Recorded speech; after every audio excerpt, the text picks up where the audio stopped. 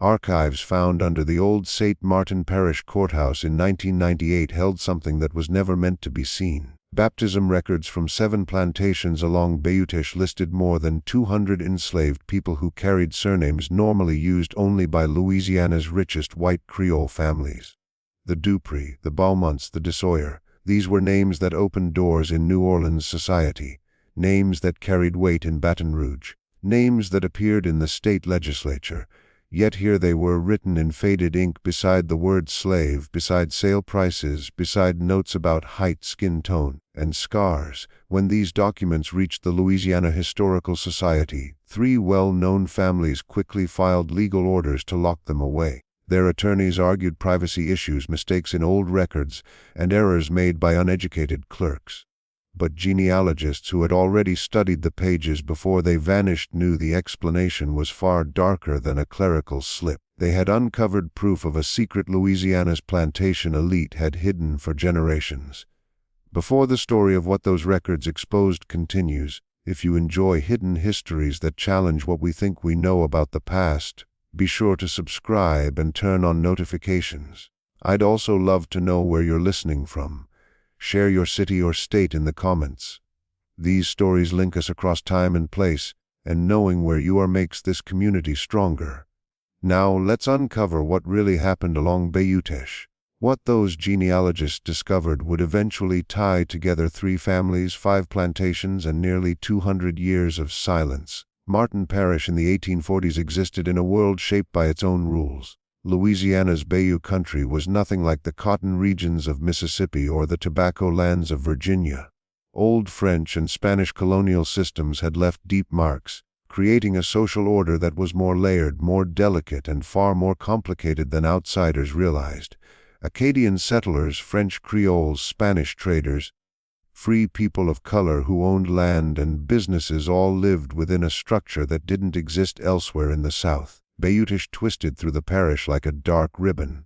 Its waters mirrored cypress trees heavy with Spanish moss.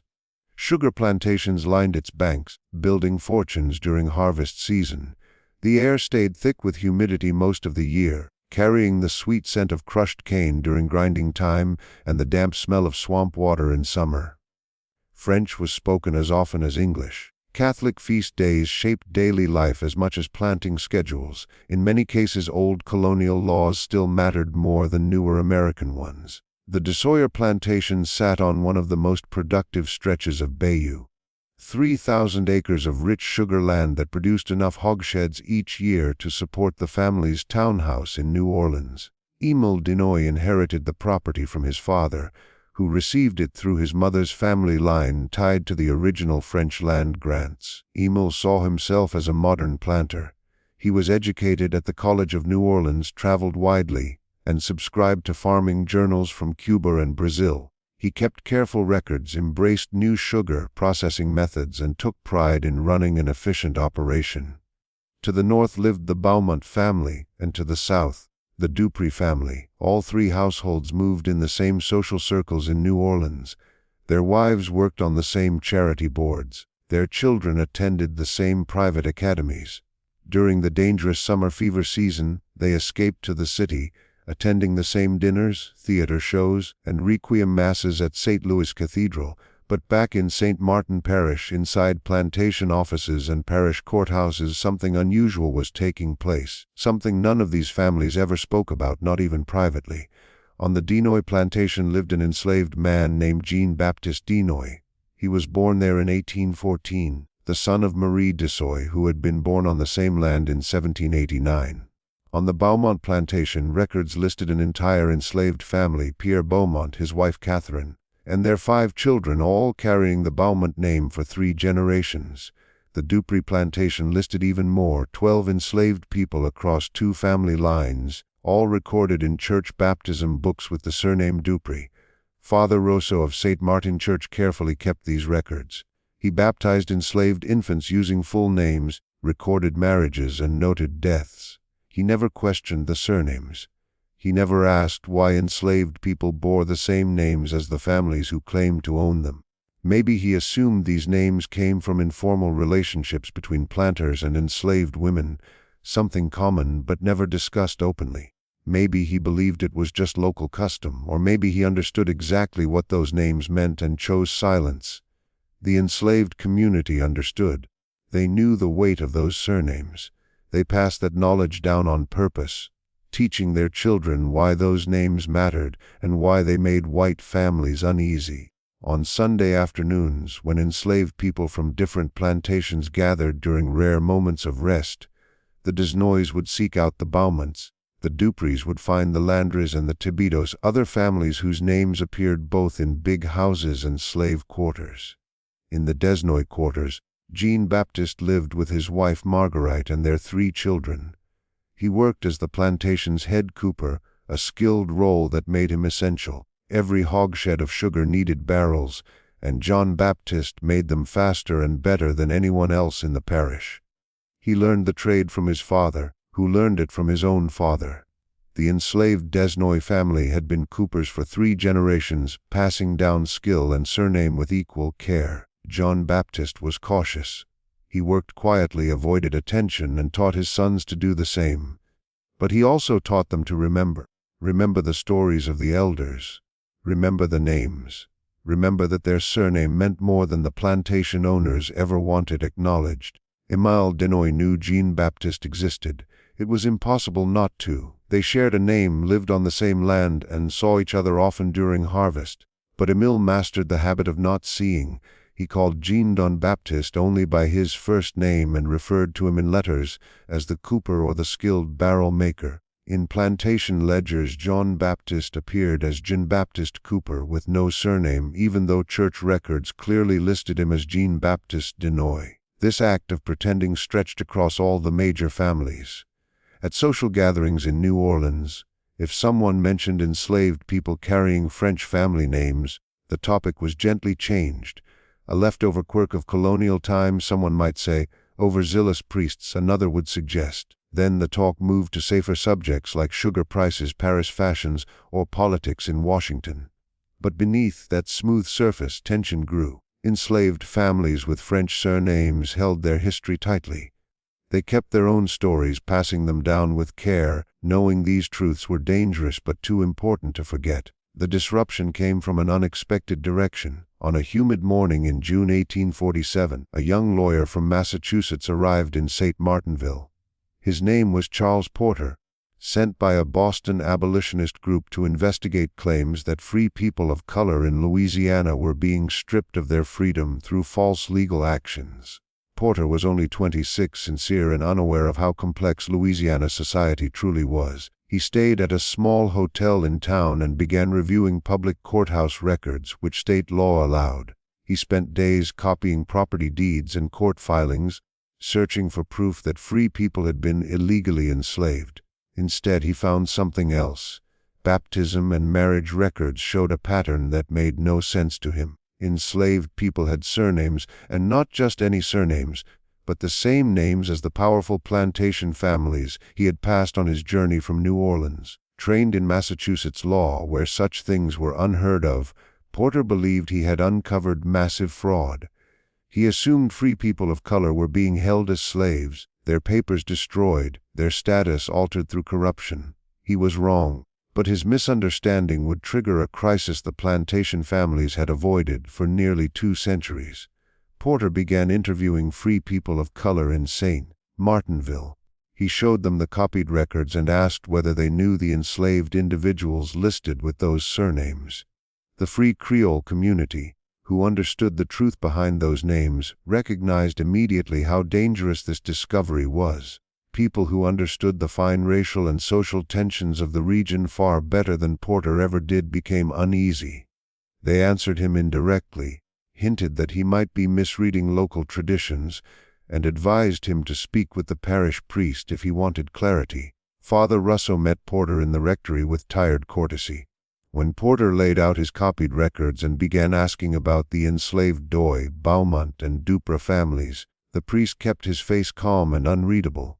"Mr. Reporter, you must understand that Louisiana is not Massachusetts," Father Russo said in slow, accented English. "Our past is far more complex than you imagine." Porter replied that the records showed enslaved people carrying the same last names as the families who claimed to own them. sometimes across 3 or 4 generations. He asked if this did not suggest they should be free and were being held unlawfully. Father Russo answered carefully, "The church records what is given to us.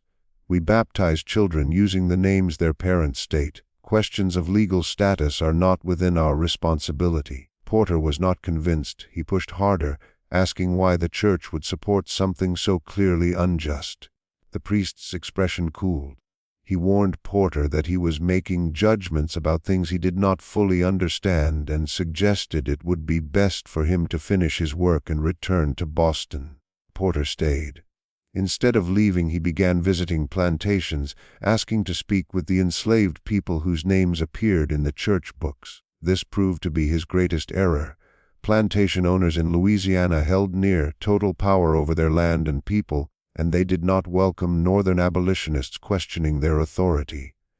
Emil Denoyer received Porter's calling card one Thursday afternoon in his plantation office.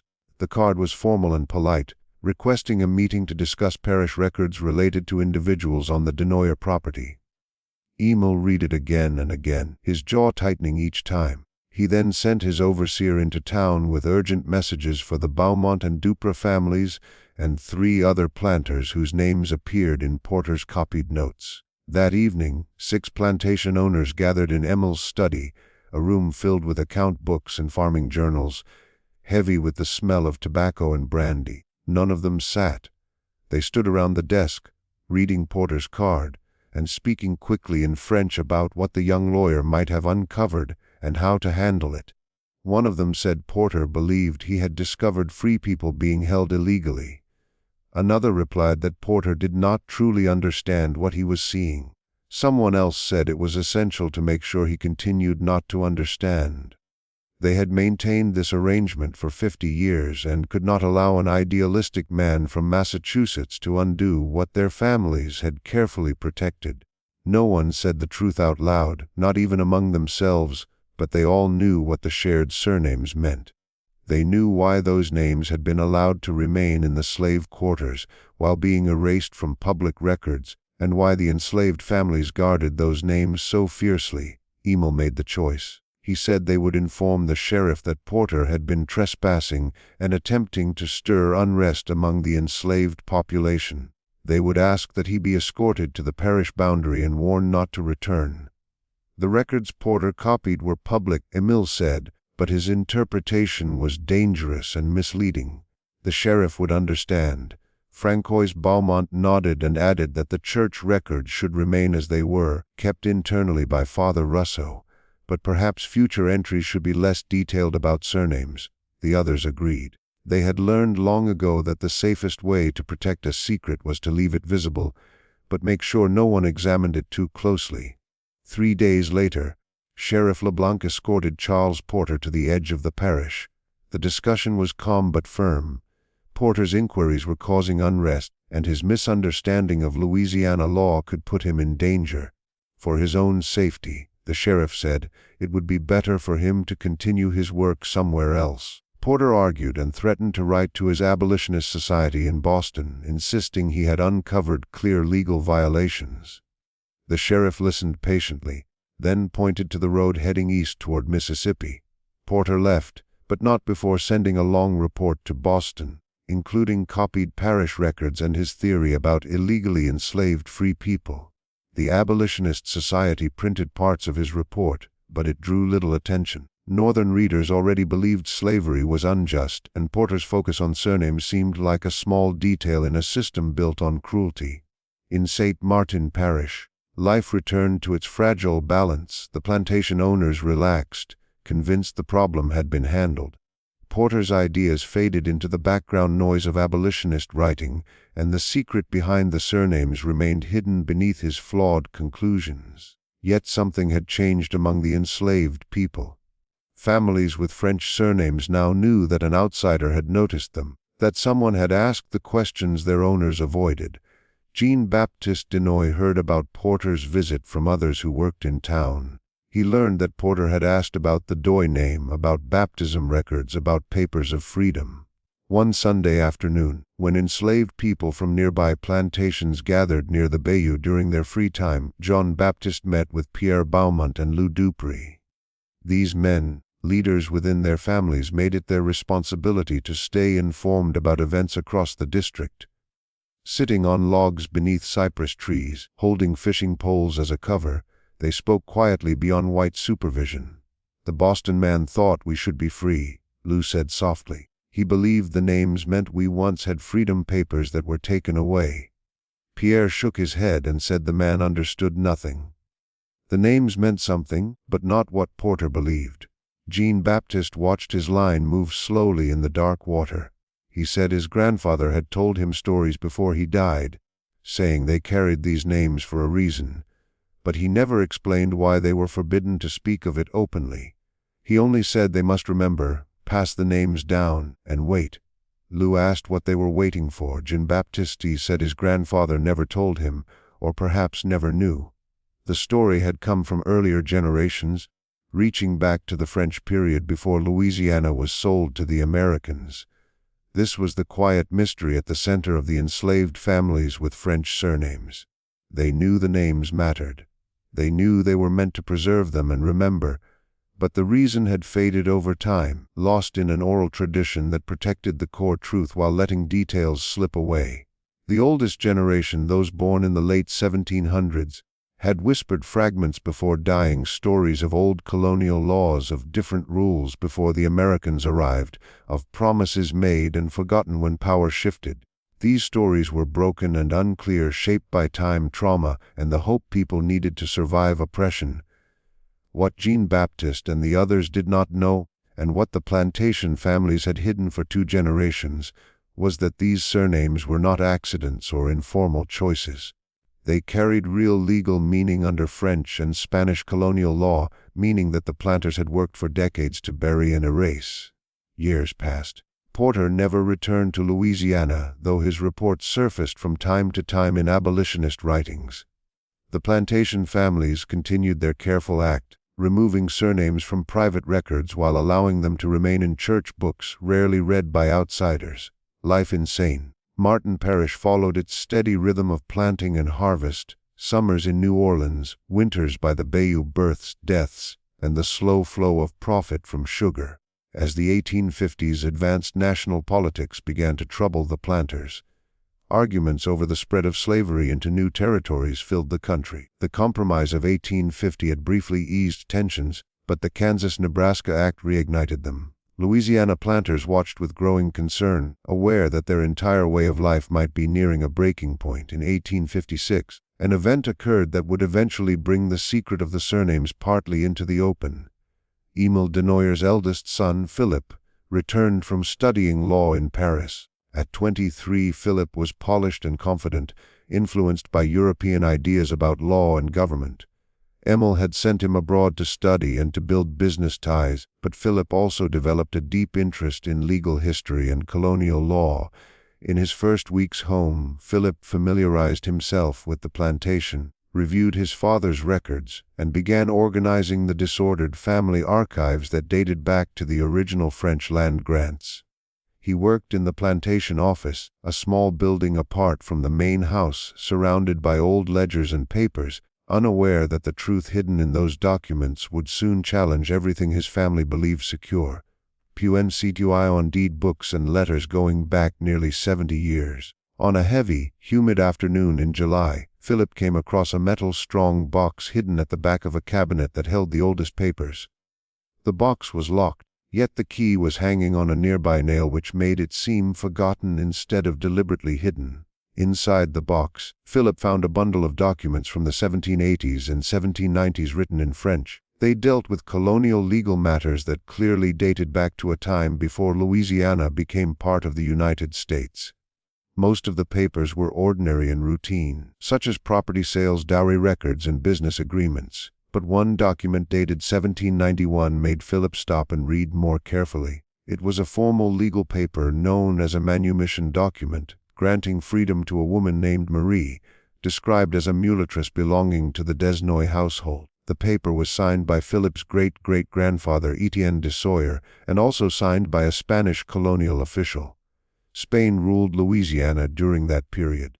However, this manumission document had never been officially filed with the colonial government. Philip knew enough about colonial law to understand how serious that detail was. For a manumission to be legally valid, it had to be registered with the Spanish Cabildo in New Orleans. This document showed no sign that it had ever been recorded. Instead, it had been kept locked away in a strong box for 65 years. Philip kept reading.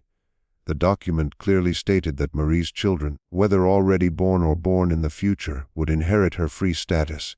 It also listed her existing children, 2 boys named Jean and Baptiste Denoyer. Philip began calculating the years in his mind. If those children had been born before 1791, then their descendants would now be in their 60s or 70s. They might also have children, grandchildren, or even great-grandchildren, all of whom should legally be free under the terms of this document. He searched through the remaining papers in the box. There were 3 more unregistered manumission documents, all from the 1790s, and all following the same pattern. Freedom was granted to women in the household, and their children were acknowledged and given the family surname. Each document was properly signed but never submitted to Spanish authorities. Beneath these papers lay a letter written in his great-great-grandfather's own handwriting. The letter was addressed to Etienne's son, who was Philippe's great-grandfather, and it was dated 1803, shortly after Louisiana was transferred to the United States. Philip slowly translated the neat and elegant French writing. "My son, you will find in this box certain documents related to arrangements made under the Spanish system. These arrangements were legal under Spanish law and the Code Noir, which recognized the rights of natural children to carry their father's surname and inherit status under specific conditions. However, the American legal system does not recognize these distinctions in the same way. The Americans are far more rigid in their classifications and less willing to accept the complexities that existed under French and Spanish rule. I have decided not to register these manumission papers with the new American authorities. The women involved understood that their children would be raised on our land, trained in useful skills, and treated with care according to our agreement. Making them legally free under the American system would expose them to dangers they would not face under our protection. Free people of color in American territories face growing restrictions and suspicion. The children and their descendants will continue to carry our name, as is their right by blood and tradition. They will remain with our family, where they can be assured safety and provision. This is the most practical solution. When our political situation becomes more stable, perhaps these documents can be properly filed. Until then, I trust you will maintain this arrangement as I have done." Philip read the letter 3 times, his hands trembling slightly as he absorbed its meaning. He fully understood what he was holding. This was proof that his family had intentionally chosen not to free people who should have been legally free according to the documents. The explanations about protection and stability could not hide the basic truth. His great-great-grandfather had decided that keeping these people enslaved was more convenient than honoring the legal papers he himself had signed. These were not distant figures from long ago. If the family records were correct, John Baptiste Denoyer, the plantation cooper, was the great-great-grandson of one of the children named in those documents. Under colonial law and under the documents in that strong box, John Baptiste should have been born free. Instead, he had lived his entire life enslaved, as had his parents, his grandparents, and now his own children. Philip sat alone in the plantation office as the afternoon light slowly faded. He was surrounded by evidence of a planned deception that had lasted for generations. He thought about the legal consequences, the moral weight of the discovery, and the practical impossibility of correcting any of it in Louisiana in 1856. He also thought about how his family's wealth, including the costly education he had just completed in Paris, was built in part on the labor of people who should never have been enslaved. That evening, Philip carried the strong box into his father Emile's study. Emile examined the papers, his expression shifting from surprise to recognition and finally to resignation. "You knew about this," Philip said quietly. It was not a question. Emile closed the strong box with care. He said he knew there had been arrangements in earlier times. His father had mentioned it once and said there were complications from the French and Spanish era that were best left alone. He claimed he had never searched for details and thought it wiser not to know too much. But father, these people should be free. Philip insisted. Under the manumission papers under colonial law, Emil interrupted him sharply, saying that colonial law no longer applied. Under American law, these papers had never been officially filed or legally carried out. Even if they wanted to honor them now, it would be impossible. His voice grew firmer as he explained what would happen if several enslaved families were freed based on colonial documents from 60 years earlier. Every enslaved person in Louisiana with any connection to the colonial period would demand a review of old records. Families like theirs would face endless claims and lawsuits. The entire legal foundation of property in the state would be questioned. So we do nothing, Philip said. We allow the injustice to continue. Emile walked to the window and looked out toward the quarters where Jean-Baptiste and his family lived. He said they were trapped in an impossible situation. Undoing it would create chaos that could destroy not only their family, but the entire social order of the state. He admitted that his grandfather had made a choice, and it might have been wrong, but it could not be undone without consequences beyond anyone's control. 2 months later, Philip returned to France. He told his father he wanted to continue his studies, but both men understood that he was running from knowledge he could not reconcile with continuing to benefit from the plantation system. Emile returned the strong box to its cabinet, locked it, and placed the key back on its nail. The documents stayed hidden. The surnames remained in the quarters, and the act of pretending not to notice continued. If the story had ended there, the truth behind the surnames might have stayed buried forever, lost during the destruction of the Civil War and the chaos of Reconstruction. But secrets of this size rarely stay hidden, especially when the systems built to contain them begin to fall apart. The Civil War reached Louisiana in 1862, when Union forces captured New Orleans. Martin Parish stayed under Confederate control for another year. Still, the presence of Union troops less than 100 miles away changed everything. Enslaved people across the South began fleeing to Union lines, where they were treated as contraband of war and granted freedom. Plantation owners in St. Martin Parish tightened their control, increased patrols, and tried to keep news of nearby Union forces from reaching the quarters. But information moves quickly through oppressed communities. By late 1862, everyone in the quarters knew that Union forces held New Orleans, that enslaved people who reached them could claim freedom, and that the war might completely change their status. The question was whether to risk escape or wait to see how events unfolded.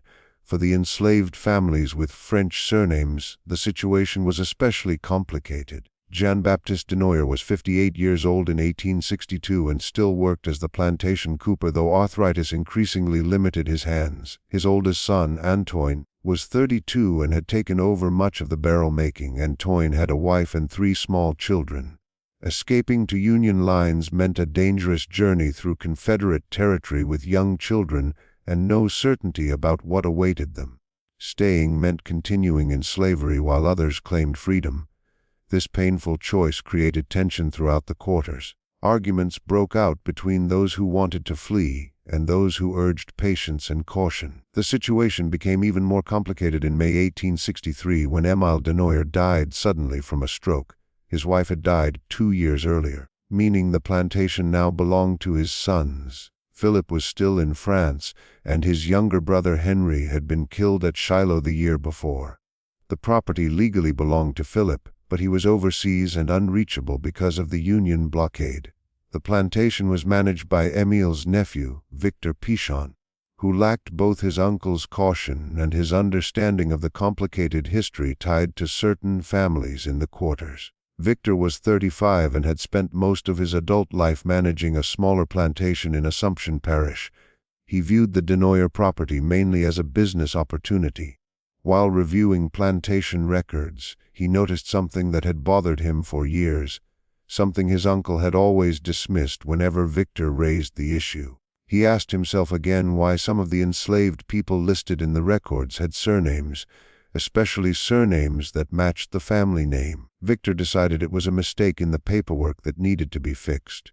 In July 1863, he announced that from then on, all enslaved people would be recorded in the plantation ledgers using only their first names, with no surnames at all. For buying and selling, they would be listed with physical descriptions or other identifiers instead of family names. This was actually common practice on most plantations, but the Denoyer property and several nearby estates had continued the older colonial habit of recording surnames. When Jean-Baptiste learned of this new rule, something inside him cracked. He had lived his entire life carrying the Denoyer name. He had taught his children and grandchildren that the name mattered, that it had to be remembered and protected. It was the only thing they truly owned. It was their one solid link to a freedom that should have been theirs, even if they could not fully explain why. To lose the name now, just when freedom might finally be within reach, felt unbearable. Jean-Baptiste did something he had never done before. He asked for a meeting with Victor Picon. The overseer was surprised, because enslaved people did not ask to meet the plantation owner. But Victor, curious about such an unusual request, agreed. They met in the plantation office, the same room where Philip had discovered the strong box 6 years earlier. Jean-Baptiste stood in front of Victor's desk, holding his hat, his posture carefully polite. He was old enough to remember the stories his parents told about the severe punishments that could come from speaking out of turn. Looking at the papers, he saw proof of a freedom that had been stolen long ago. Then he asked, "Can these be filed now? Would it even matter anymore?" Philip had already spoken with lawyers in New Orleans before he came to St. Martin Parish. They told him that the Emancipation Proclamation had freed them regardless of the papers. But yes, the papers should still be filed. They were proof of a historical injustice, and they showed the family's legal right to the Denoyer name through blood ties and colonial law, not only through the customs they had kept alive. "Why are you telling me all this? Why give me these documents?" he asked. "Because it is the truth," Philip replied. "Because my family owes yours a debt that can never truly be repaid. And because you protected these names when you had every reason to abandon them. That kind of perseverance deserves to know it was not meaningless." Philip filed the manumission papers with the Freedmen's Bureau and the Louisiana civil authorities. He also submitted sworn statements about his family's choice to ignore the papers and about the long, deliberate concealment that had gone on for decades. The filing caused a small scandal in New Orleans legal circles. A white plantation owner was openly admitting that his family had illegally enslaved people who should have been free under colonial law. Still, this larger meaning was quickly lost in the disorder of Reconstruction. Louisiana in the 1860s and 1870s was overwhelmed by political violence, economic ruin, and constant battles over black civil rights. The specific case of the Denoyer manumission papers became just one issue among thousands of legal problems created by the end of slavery. For the freed families in St. Martin Parish, what mattered was much simpler. They had their names. They had proof that those names meant something real, and they would carry them forward into freedom. The freed families with French surnames spread across Louisiana and beyond during Reconstruction. Some remained in St. Martin Parish, working as paid laborers or sharecroppers on the same land where they had once been enslaved. Others went to New Orleans, joining the complex world of free people of color and newly freed men and women trying to survive in a city economy. Still others moved north or west, bringing their surnames to places like Chicago, St. Louis, and California. Jean-Baptiste de Sawyer stayed in St. Martin Parish until his death in 1868. He worked as a paid cooper, taught the craft to his grandchildren, and became known in the freed community as a man who remembered the old stories. He explained to younger generations why their surnames mattered. Before he died, he told his children and grandchildren about the strong box, about the manumission papers proving that their great-great-great-grandfather should have been free, and about the names they carried being more than habit or tradition. Philip Denoyer sold the plantation in 1867 and used part of the money to set up a small fund for the Denoyer families who had been freed. It was a gesture that could never make up for 70 years of stolen freedom, but it did show acknowledgement of the debt. He spent the rest of his life in New Orleans working in law and recording the legal confusion created by the shift from French colonial law to American law and then to post-war Reconstruction. His writings on colonial manumission papers and the rights of natural children under French law later became reference material for legal historians. Few people connected his academic work to his personal past. White families who shared surnames with formerly enslaved people responded in different ways. Some, like the Beaumonts, simply ignored the black families with the same name, pretending the similarity was accidental. Others tried to pressure freed people into changing their names, though these efforts mostly failed. A few, following Philip's example, quietly admitted the historical ties and offered small help to freed families, always in private and never in ways that could threaten their social position. As Reconstruction ended and Louisiana returned to white Democratic control, the story behind the surnames faded from public memory. The freed families kept their names, but the detailed history behind them, the manumission papers, the intentional hiding, the colonial laws became family stories again, passed down by word of mouth in communities that often lacked the education or resources to fully record their own past. The documents Philip filed were scattered across Louisiana archives. Some were destroyed by fires or floods, others were misplaced or forgotten. The families themselves moved, spread out, adapted to new lives. The names remained, but the full explanation of why they mattered slowly disappeared. By the early 1900s, when the last people who remembered slavery died, much of the specific history was gone. Younger generations knew they carried French surnames and sensed it was connected to old plantation families, but the details of manumission papers and colonial law were mostly lost. The names became part of identity, while the deeper meaning survived only in fragments. This is why the discovery of the baptismal records in 1998 was so important. They offered written proof of surnames passed down through generations, of enslaved families holding on to French names despite constant pressure to give them up, and of a hidden history plantation families had worked hard to hide. When genealogists studied those records and compared them with other archives, they began to rebuild what had been deliberately erased.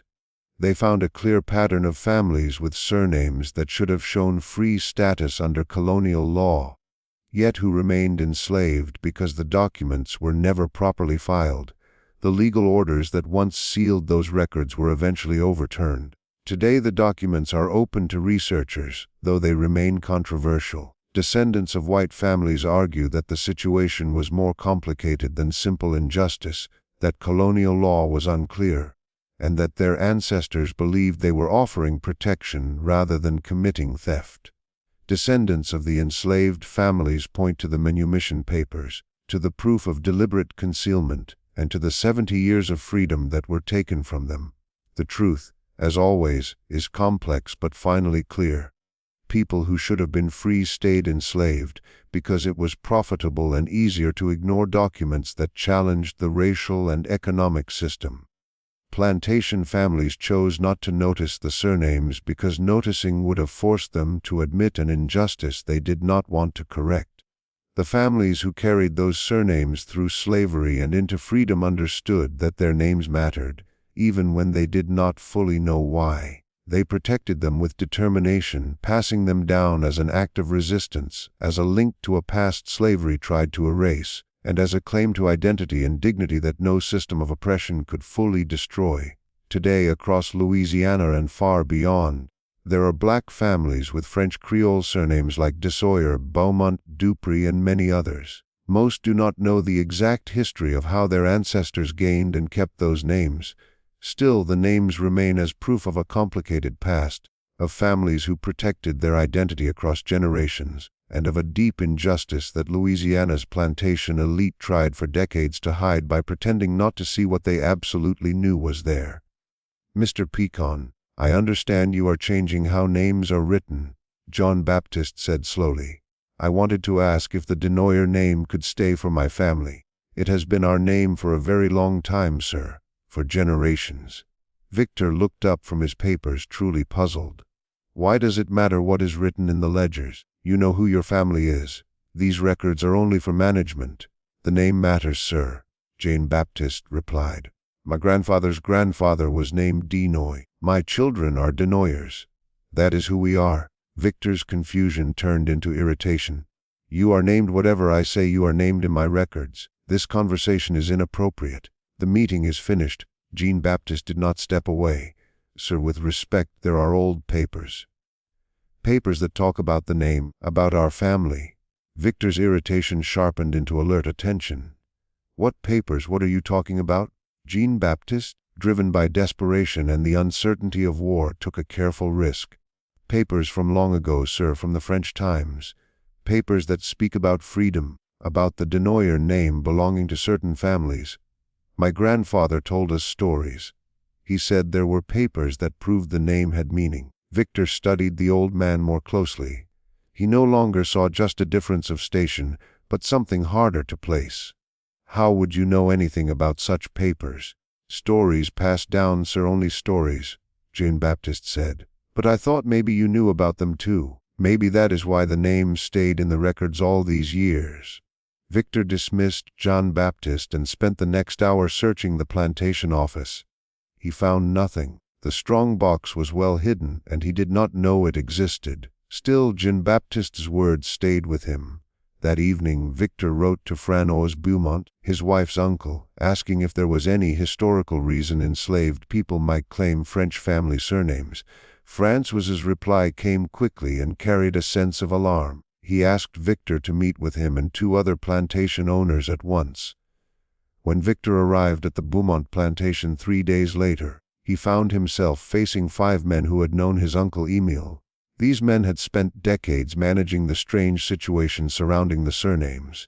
They explained carefully, telling Victor just enough to show him the danger without revealing the full truth. Yes, there had been complications going back to colonial times.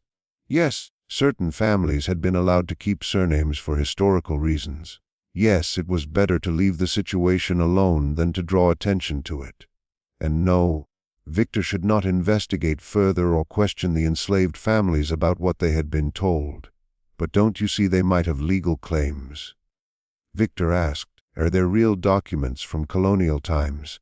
"There are no documents," Jacques Duper said firmly.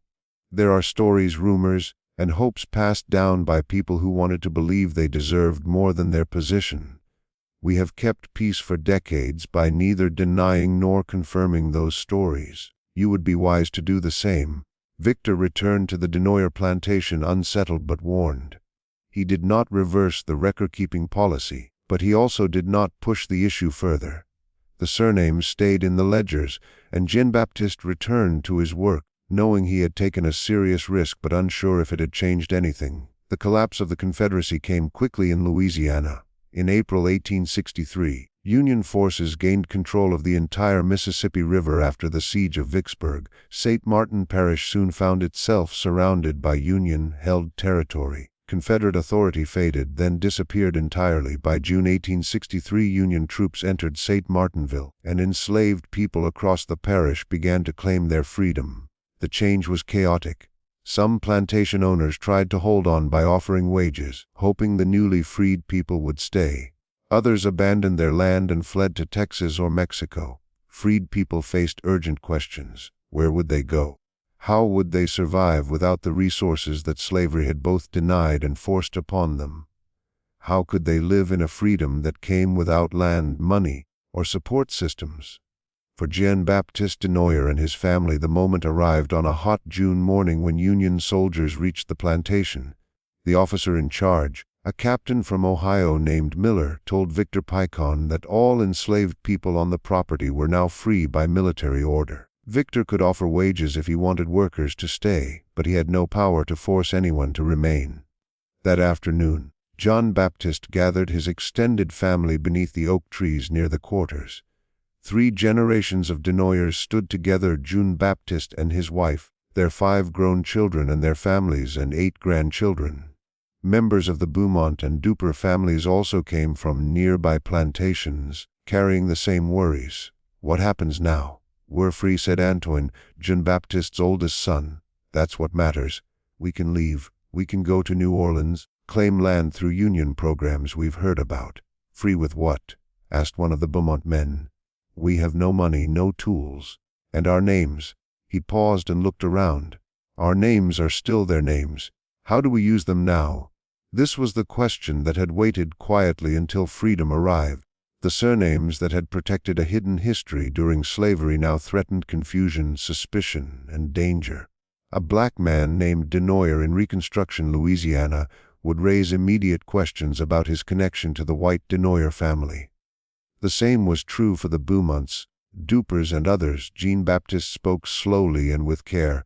We keep the names. They are ours. We carried them through generations. Whatever the truth is about the old papers and old laws, the names belong to us now. The white families won't accept it. Someone said, "They have pretended not to see us for 70 years. Jean-Baptiste replied, "They can keep pretending, but we will not change our names to make them comfortable." This choice, repeated by many families in the parish, created an unusual situation. As St. Martin Parish began registering freed people during Reconstruction, the records showed dozens of black families with well-known French surnames. The white families who shared those names reacted in different ways, from denial to anger to confusion. Some tried to force freed people to change their names. Others refused to admit that black Beaumonts or black Dupers even existed. But the freed people held firm. They registered their names with the Freedmen's Bureau, used them when claiming land, and passed them down to their children. The names tied them to a past that slavery had tried to erase, even though much of that past remained locked away in hidden boxes and fading memories. The crisis over the surnames reached its height in November 1863, when Philip Denoyer finally returned from France. War had kept him from Louisiana, but once Union forces controlled New Orleans, he secured passage on a French merchant ship. He arrived to find the plantation under Union oversight, his cousin Victor gone to Texas, and Jean-Baptiste Denoyer acting as an informal leader among the freed people. Philip and Jean-Baptiste met properly for the first time on the porch of the plantation office. Jean-Baptiste no longer stood silently before a white man's desk. Philip had brought the strong box with him. He had recovered it from its hiding place, carried it to France and back, and spent 7 years deciding what to do with it. "I found these papers in 1856, Philippa said, opening the box. "They are manumission documents from the 1790s. If they had been filed correctly, your great-great-grandfather would have been free. That means you should have been born free." Jean-Baptiste looked at the papers, at the old French writing he could not read. "My grandfather told stories. He said our name meant something. I never knew if it was truth or just hope made to sound like history." "They were true," Philip said. "Your family should have been free for 70 years. My family stopped that from happening by not registering these papers when Louisiana became American. We profited from your labor for generations when we had no legal right to do so." Jean-Baptiste sat in silence for a long time.